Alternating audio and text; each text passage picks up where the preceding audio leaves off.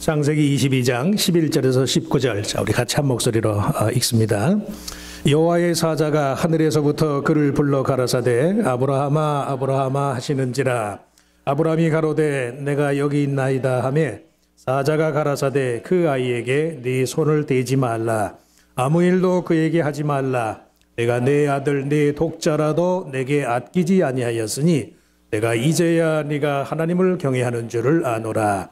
아브라함이 눈을 들어 살펴본즉 한 수양이 뒤에 있는데 뿔이 수풀에 걸렸는지라. 아브라함이 가서 그 수양을 가져다가 아들을 대신하여 번제로 드렸더라. 아브라함이 그 땅 이름을 여호와 이레라 하였으므로 오늘까지 사람들이 이르기를 여호와의 산에서 준비되리라 하더라. 여호와의 사자가 하늘에서부터 두 번째 아브라함을 불러 가라사대 여호와께서 이르시기를 내가 나를 가리켜 맹세하노니 내가 이같이 행하여 내 아들 내 독자를 아끼지 아니하였은즉 내가 내게 큰 복을 주고 내 씨로 크게 성하여 하늘의 별과 같고 바닷가의 모래와 같게 하리니 내 씨가 그 대적의 문을 얻으리라. 또 너의 씨로 말미암아 천하 만민이 복을 얻으리니 이는 네가 나의 말을 준행하였음이니라 하셨다 하니라. 이에 아브라함이 그 사환에게로 돌아와서 함께 떠나 브엘세바에 이르러 거기 거하였더라. 아멘. 성가대의 특성이 있겠습니다.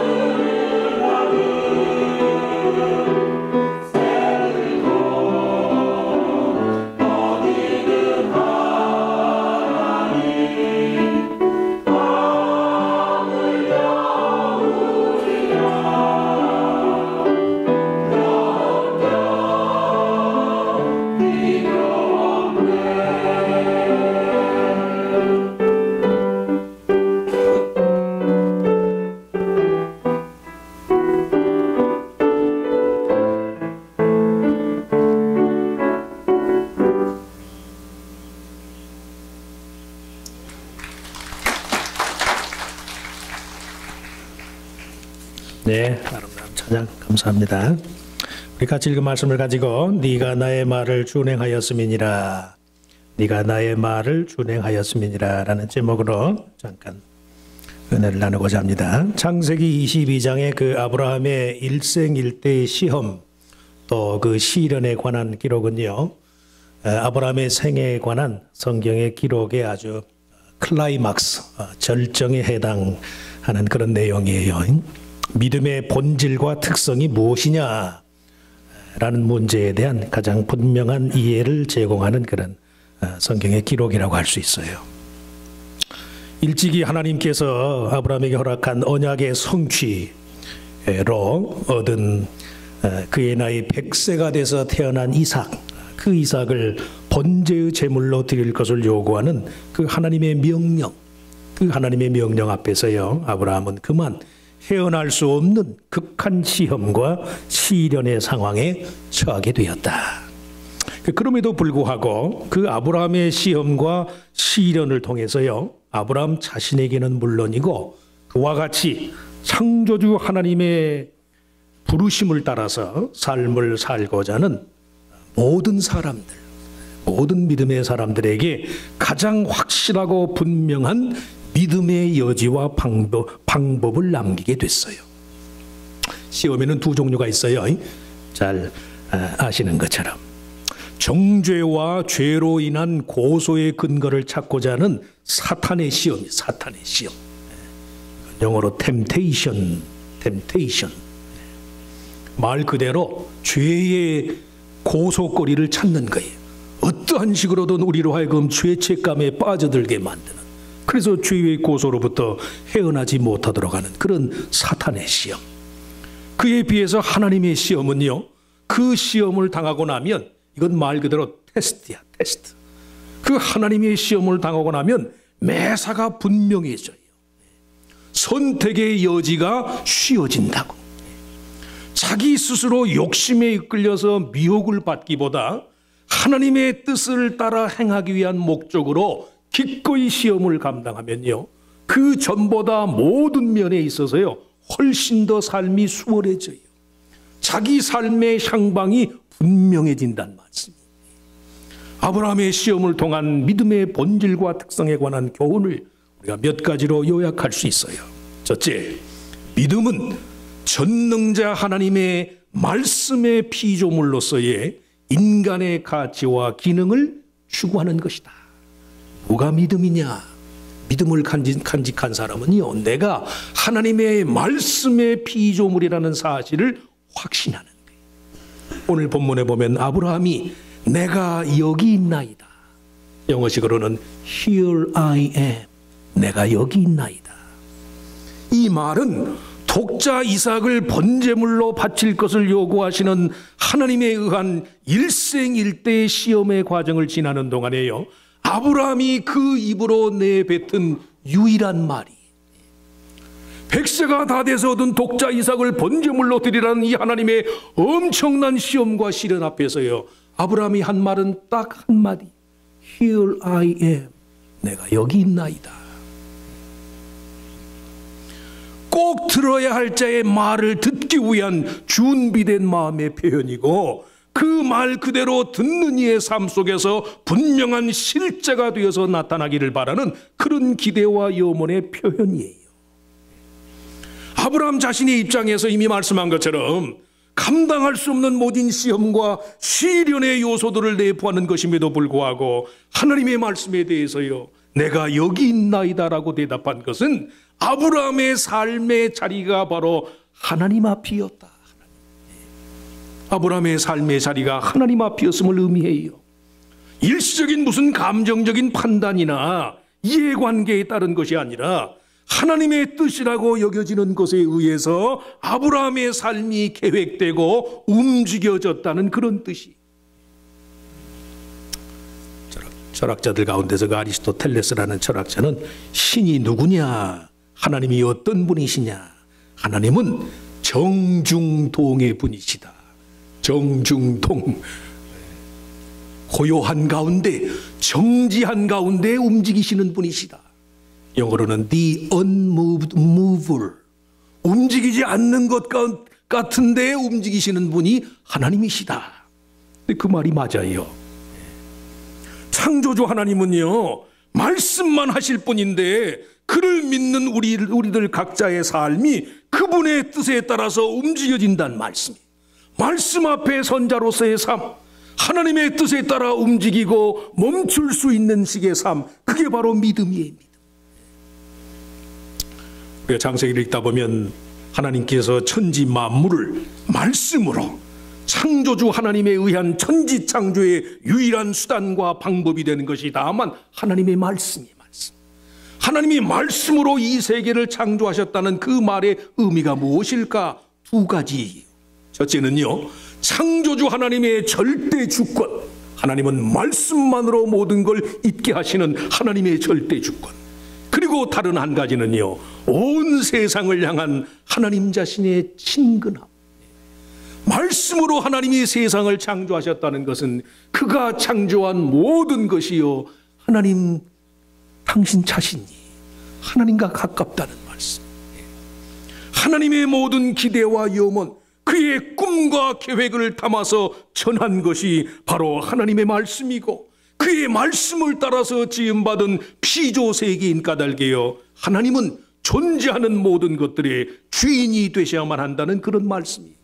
아브라함이요, 하나님의 그 이삭을 드리라는 하나님의 말씀을 듣고서도 Here I am, 내가 여기 있습니다.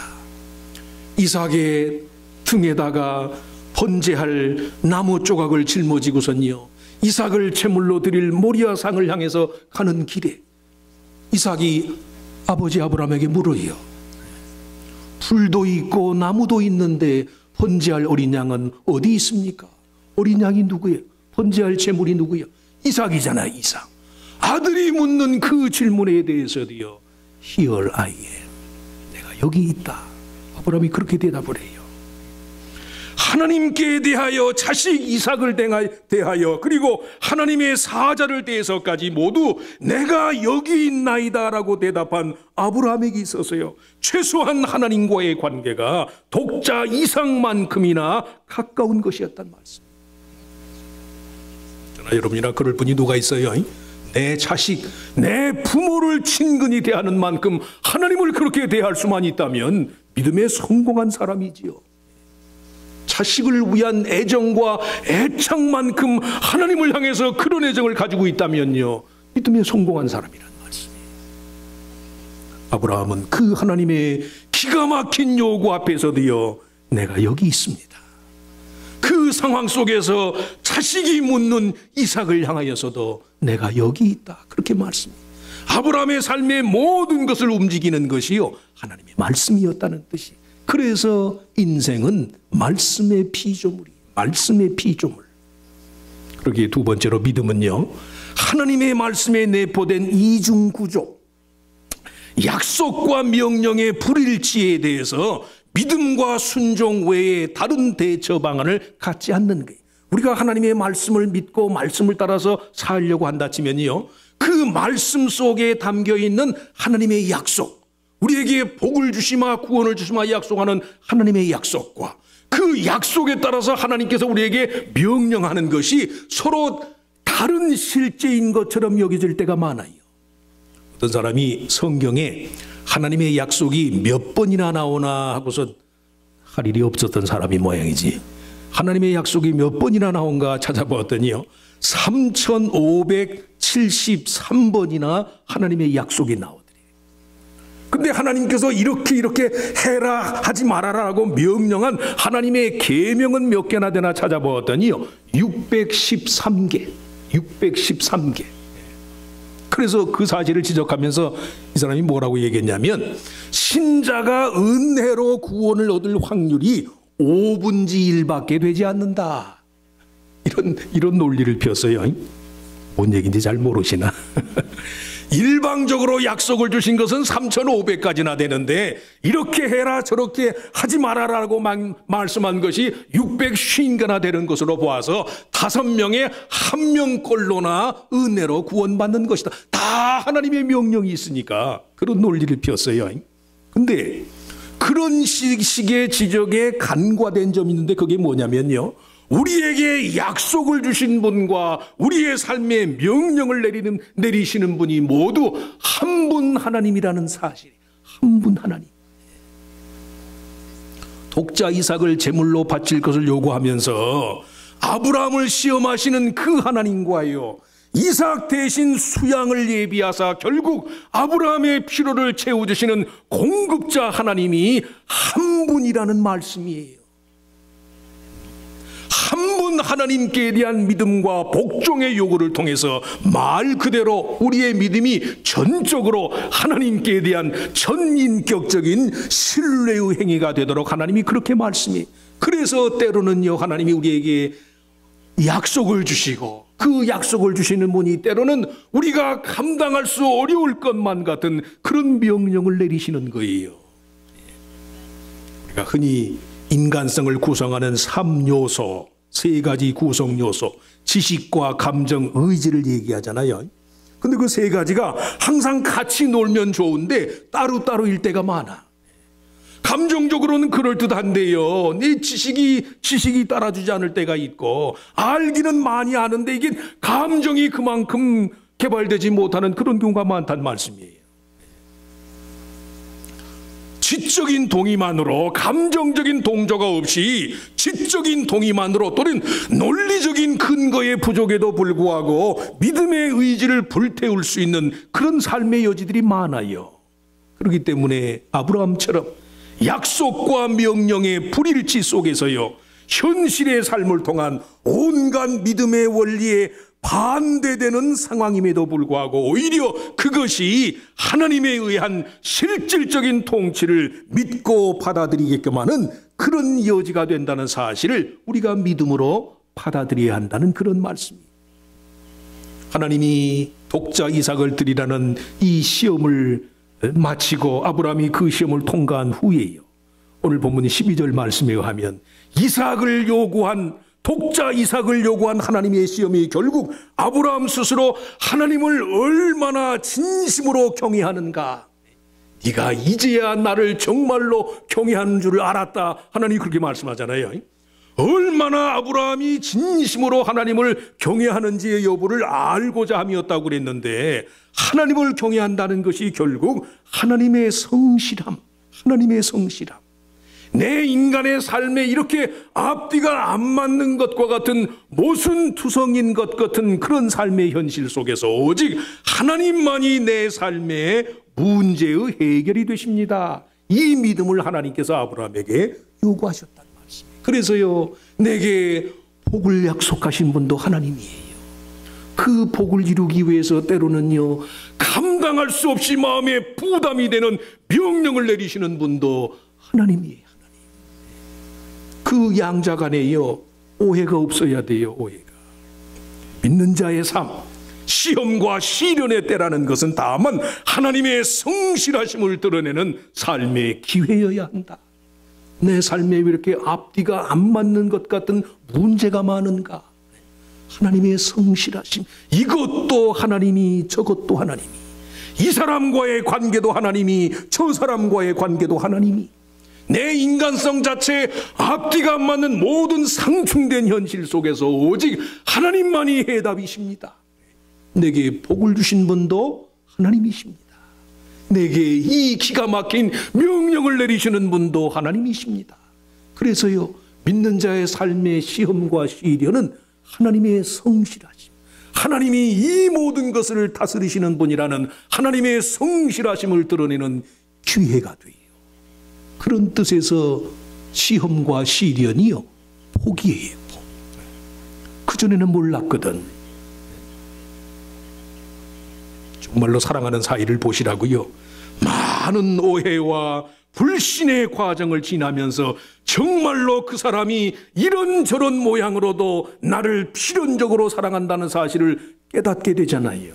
부부관계도 그렇고, 이게 교인과의 관계도 그렇고, 친구와의 관계도 그렇고, 뭔가 마음에 안 맞는 여지가 있을 때에 그 사람 뜻이 이것이 아닌가 보다 하면 돌아서는 것이지만요, 온갖 모순과 갈등을 참아내면서도 그것까지도 저에 대한 믿음과 신뢰로 이겨낼 수 있을 때 우리에게 닥치는 시련과 시험이 오히려 하나님의 성실성을 드러내는 계기가 된다는 말씀이에요.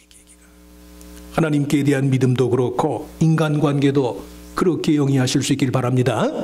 한번 친구로 믿었으면 믿는 거예요. 이런 모진 오해와 감정의 상함과 이런 것들을 겪으면서까지요, 저가 나의 친구라, 저가 나를 위하는 자라, 내가 저의 친구라, 이 마음으로 견뎌내면 결국 그 모든 일련의 과정이요, 저와 나 사이의 우정, 다른 것으로 변개할 수 없는 저와 나 사이의 우정과 사랑을 입증하는 기회가 된다는 말씀이에요. 그래서 시험이요, 기회예요, 기회. 마지막으로 믿음은 하나님 안에서요, 우리의 미래를 도모하는 마음의 표현이에요. 오늘 본문의 여호와 이레, 여호와 이레, 이 말의 의미와 관련해서 다양한 해석들이 있어요. 어떤 사람은 하나님께서 미리 내다보신다, 하나님이 준비하신다, 하나님이 당신 자신을 드러내신다, 뭐 등등. 근데 중요한 것은 아브라함의 믿음과 순종의 삶에 대한 하나님 편의 보상이요, 세대를 초월해서 전해진다는 사실에 대한 지적이에요. 네가 이같이 행하여 내 아들 내 독자를 아끼지 아니하였은즉 내가 내게 큰 복을 주고, 17절 18절 말씀이에요. 너의 씨로 크게 성하여 하늘의 별과 같고 바닷가의 모래와 같게 하리니 내 씨가 그 대적의 문을 얻으리라. 또 너의 씨로 말미암아 천하 만민이 복을 얻으리니 이는 네가 나의 말을 준행하였음이니라. 저는 27절 18절 말씀 중에서 특별히요, 너의 씨가, 너의 후손이 그 대적의 문을 얻으리라, 이 말씀을 특별히 좋아해요. 너의 씨가 내 대적의 문을 얻으리라. 이 말씀은 사실은 군대 용어예요. 군대 용어, 군사의 용어라고. 적의 진지를 파하게 된다는 그런 뜻이, 적의 진지를 파하게 된다. 매사에 하나님께서요, 계시의 빛을 전달하게 될 것이다. 네가 만난 하나님, 네가 이 산에서 독자 이삭을 아끼지 아니할 정도로 하나님께 대한 일관된 믿음과 순종을 통해서 네가 만났던 그 하나님이 내 후손들에게도 나타날 것이다. 다분히 그런 뜻이에요. 그래서 그 산의 이름이 여호와 이레, 야훼 야레야, 하나님이 준비하신다. 그 이야기 들으세요. 술이나 약물, 폭식, 음식을 막 폭식하는 거, 도박, 모든 유형의 중독이요, 뇌의 그 신경세포에서 다른 신경세포로 메시지를 전달하는 도파민이라는 화학물질 때문이래. 그 중독이 되는 게 사람이. 중독 환자들 대부분이요, 유전적으로 그 도파민의 분비 체계가 취약해요. 사람이 그 먹고 마시고 즐거움을 느낄 때 우리 뇌 속에서 도파민이 분비되는데, 그 분비 체계가 교란을 되게 되면요, 온갖 중독 증세를 낳게 된다는 말씀이에요. 그런데 그렇게 교란된 뇌의 도파민 분비 체계가 60% 이상은 다 유전이 된대, 유전이. 과학자가 연구를 했어요. 알코올 중독자인 부모에게서 태어난 그 자녀들을요, 정상인의 가정으로 입양을 시켰어요. 어렸을 적에. 그런데 그렇게 해서 알코올 중독자 부모에게서 태어난 자녀들이 정상인의 가정으로 입양이 된 후에도요, 성인이 된 다음에 60% 이상이 알코올 중독자가 돼요. 연구 결과가 나왔어. 도파민 체계, 망가진 도파민 체계가요, 유전이 된다는 말씀이에요. 유전. 여호와의 산에서 준비되리라라는 이 말씀의 원어적인 의미는 여호와의 산에서 계시가 있으리라, 그런 뜻이에요. 하나님을 아는 빛, 진리를 깨닫는 빛, 거룩한 것을 쫓아서 행하고자 하는 마음이요 후손들에게 전달된다는 말씀. 하나님의 영원성을 믿는 믿음 안에서 저와 여러분이 삶을 살아야 할 이유가 바로 여기 있어요. 내가 예수 잘 믿고 내가 예수 믿어서 복 받고 내가 하나님의 은혜 가운데 살기 위함만이 아니, 내가 만난 하나님의 진리의 빛과 내가 만난 하나님의 계시가요 내 후손에게 전달이 돼요. 믿음은 그래서요, 극단적인 표현이긴 하지만 믿음은 유전이에요. 유전. 믿음 안에서 스스로 참고 진리를 따라 행하며 살아가는 자신의 삶에 그 빛과 유익이 어떤 식으로든 자녀들의 삶에 전해질 것을 믿는 믿음으로 우리가요 하나님의 계시를 따라서 행해야 한다는 말씀. 아브라함과 이삭 부자간에요 두 가지가 계승이 됐어요. 처음에는요, 아브라함이 어려운 일을 만나면 자기 부인, 고대사에는 이복 동생이라도 근친상간이 행해졌으니까 어려운 일신상의 위협을 당하면 언제든 부인인 사라를 향하여서 내 부인이 아니라고 그래요. 그리고 살아남아요. 하나님은 좋으신 분이니까 그런 아브라함의 실수에도 불구하고 전화위복의 계기를 만들어주시긴 만들어주셨지. 애굽에서도 그랬고 아비멜렉과의 관계에서도 그렇고, 자기 부인을 향해서 어려움이 있을 적마다 내 부인이 아니라고 말했던 그 아브라함의 실수가요 이삭에게 고스란히 전달이 돼요. 창세기 26장에 보시면 그 얘기가 나와요. 블레셋 땅에 들어갔는데요 이삭이 냉큼 그 얘기를 하는 거예요. 리브가는 내 아내가 아닙니다. 그 실수를 그대로 반복을 해요. 이건 아브라함이 하나님 그때는 아브라함이 그 실수를 할 때는요 이삭이 세상에 태어나기 전이에요. 아브라함의 나이가 100세가 되기 전이라고 그런 실수를 해. 이삭이 세상에 태어나기도 전에 아브라함이 범했던 실수를요 이삭이 성인이 된 다음에 고스란히 행해요. 또 한 가지가 아브라함에게서 이삭으로 전달이 돼요. 이방 땅에 살면서도 하나님을 경외하는 거예요. 그 많은 인간적인 단점에도 불구하고요 아브라함이 부엘세바에서 이방 땅에 거하는 동안에 하나님께 제사를 드려요. 그 이방 땅 한복판에서 하나님을 경외하고 하나님의 이름을 부르는 아브라함에게 하나님께서요 셈을 얻게 셈, 부엘세바라는 지역이 일곱 셈이라는 그런 뜻이 일곱 셈. 하나님이 은혜를 고대사에서 셈이란 셈은 이게 모든 재물의 원천이란 말씀이에요. 셈은 그 중동 땅 척박한 땅에서 물의 근원을 얻는다는 것은 이방 땅 한복판에서 아브라함이 가는 곳에요 하나님께서 생수의 근원을 얻게 하신다는 말씀이에요. 믿음으로 살았더니 그래 나중에 26장 후반절에 보면 이삭도 마찬가지. 블레셋 족속과의 계속되는 싸움이, 그 싸움의 이유가 뭐냐면 이삭이 가는 곳마다 그의 종들이 땅을 파기만 하면요 물이 나와요. 물이. 저 이삭과 그 일행들이 우리 땅에서 이방인으로 살아가는데 우리도 좀처럼 얻기 힘든 물, 그 우물이 어떻게 저들이 파기만 하면 우물이 나오나. 이삭이 우물을 팔 때마다 블레셋 족속들이 와가지고 그 우물을 다 꼿꼿이 가로채요. 그런데도 하나님이 계속 우물을 얻게 하시니 감당할 수가 있나. 아브라함이 이방 땅에 살면서도요 믿음으로 하나님을 섬길 때 하나님이 그 적박한 땅에서 샘을 나게 하셨던 그 역사가 이삭에게 고스란히 전달이 돼요. 나의 실수와 허물을 전수할 것인가, 나의 믿음을 전수할 것인가. 여호와 일에 미리 내다보시는 하나님, 앞서서 준비하시는 하나님, 그 여호와 일의 하나님은요 우리가 우리들 자신의 온갖 부족함과 단점에도 불구하고 하나님을 섬기고 하나님의 뜻을 따르고자 하는 그 믿음, 그 순종을 나의 인간적인 허물에도 불구하고요 그 믿음이 계승되도록 하신다는 말씀이에요. 그래서 우리가요 우리들 자신을 위해서도 그렇지만 우리의 자녀들을 위해서도 하나님의 말씀에 순종하셔야 돼요.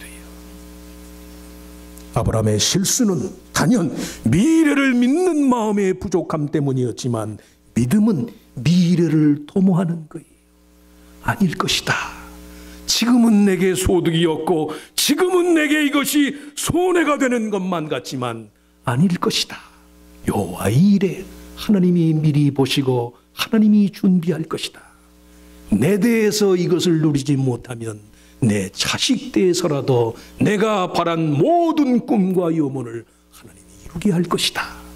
이 믿음으로 의를 행하고 하나님의 말씀을 쫓아서 믿음의 삶을 통해서 미래의 자녀들에게 하나님의 계시와 하나님의 꿈의 전달자로서의 삶을 사시는 저와 여러분 모두가 될 수 있기를 주의 이름으로 축원합니다. 축원합니다. 하나님, 아브라함의 믿음, 또 아브라함의 실수, 하나님의 약속, 그러면서도 하나님의 명령, 모든 게 좋을 것인 것만 같지만 그 좋은 것을 이루기 위한 현실적인 대가, 여기에 믿는 자로서의 우리의 삶에 딜레마가 있는 줄로 믿습니다. 좋은 것인 줄 알지만 그 좋은 것을 결실하기 위해서 따르는 내 인간적인 수고와 불편함, 답답함, 서름, 믿음으로 잘 감당하는 우리들 모두가 되게 하여 주시옵소서. 여호와 이레의 하나님, 미리 내다보시고 앞서서 준비하시는 좋으신 하나님께서 내 진심을 아시고 어려움 중에서도 하나님을 향한 나의 중심을 하나님이 살피셔서 주의 뜻이 하늘에서 이루어진 것처럼 내 삶 속에서도 반드시 이루어질 것이라는 그런 믿음으로 주님의 말씀에 대해서 아멘하고 하나님의 말씀을 액면 그대로 믿고 행할 수 있는, 말씀을 준행하는 성도의 삶이 되게 하여 주시옵소서. 이 믿음으로 한 주간도 세상에서 승리하는 우리들 모두가 되게 하시기를 바라옵고 감사하며 예수님의 이름으로 기도하옵나이다. 아멘. 말씀의 의미를 생각하면서 우리 자리에서 일어나셔서 찬송가 344장을 우리 같이 부르고 축도하고 예배를 마치겠습니다. 344장.